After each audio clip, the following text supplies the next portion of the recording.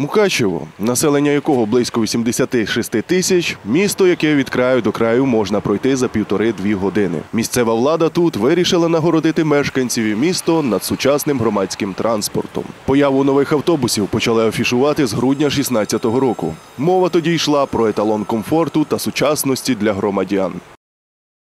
За нашими попередніми підрахунками, перші автобуси їздитимуть містом десь у травні 2017 року. Неодноразово презентацію нових маршруток перекладали. Спочатку травень, липень, далі серпень і врешті у вересні 2017 року місто дочекалося. Сонячна та випромінююча світле майбутнє презентація відбулась під стінами ратуші. Керівники комунальних підприємств та депутати урочисто кинули кільце центром вже на новому автобусі.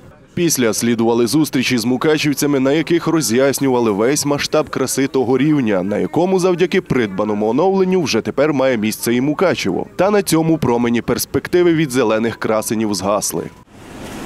Добрий день.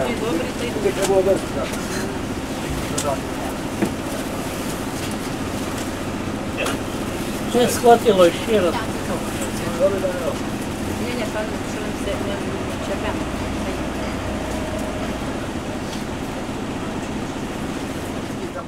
Як стало відомо вже зовсім згодом, самі мукачівці для нових автобусів також виявились, так би мовити, зеленими. Кількість нервів та незручностей, які створили містянам оновлення та новий так званий комфорт, не вмістяться в один телевізійний сюжет. Про недоцільність такого дарунку для міста зняли не один відеоматеріал. В кожному з них переважна більшість мукачівців наголошувала про свою неготовність до усучаснення. Якими користуєтесь? Старий.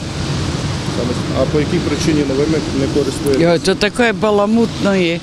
Десятки розлючених коментарів у мережі, відсутність квитків у точках продажу, турнікети, що не реагують, запізнення транспорту та невиховані водії. Це лише мала частина тих збитків, що принесло собою добро, про яке не просили. Для чого водій забирає квитки і виключає сканер-термінал? Мабуть, тому що знає, що куплені в магазині квитки вчорашні. Це не поодинокий випадок. З 10 білетів 3 недобрі. Купляю білети дитині, щоб сам їхав із школи додому. Сьогодні знов прийшов із школи до мене на роботу, тому що білет недобрий. Шановний Андрій Вікторович, проконтролюйте, будь ласка, які білети продають. А то вже дістало весь цей безпреділ, що твориться. Скільки я був і за кордоном, і всюди, мали б продавати або водії, або кондуктори. Тому що люди приїжджають різні, із різних місць, різних сел.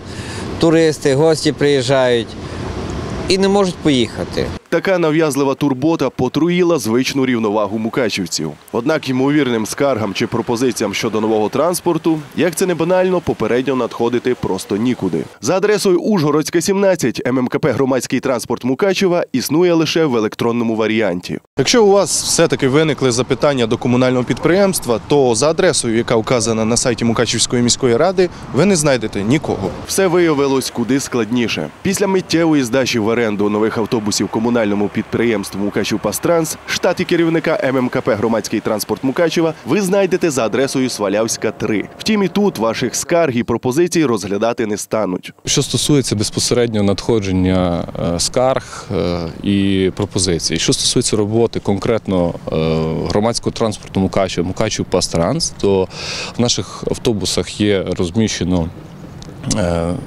номер телефону, за яким можна звернутися. Що стосується взагалі всієї системи, тобто перевізників в цілому, то тут правильніше буде з конкретною пропозицією звернутися в ЦНАП, написати своє бачення щодо конкретних маршрутів чи графіків, чи написати своє бачення. Не переливки з новими автобусами і водіям. Маса нововведень вибивають керманичів з рівноваги. Одних встигли оштрафувати, а деякі й зовсім звільнились. Близько до 15 водіїв, 40 було у нас не звільнено, а звільнились вони самі і зрозуміли, що вони просто в такому режимі в плані вимог не зможуть працювати надалі. Тому що дійсно є нюанси, є проблеми, є якісь в когось в технічному плані, в когось в моральному, можливо, але ми над цим всім працюємо. Мукачевець пан Михайло в очікуванні свого автобусу постійно стикається з тим, що зупинки не готові у місті для всіх автобусів. Чоловік розповів про ситуацію, у якій завжди винен виключно водій. водій. Через величезні калюжі мукачівцям не догодити.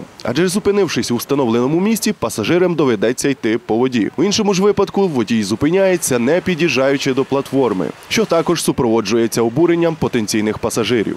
Ну, я думаю, знаєте, от то я вам показав на цю калюжу.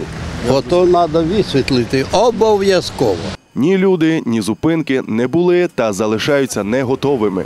Однак, як показує життя, все нове рано чи пізно стає звичним. Проте в цьому випадку мукачівцям доведеться вжитись з подарунком, який прийняти змусили.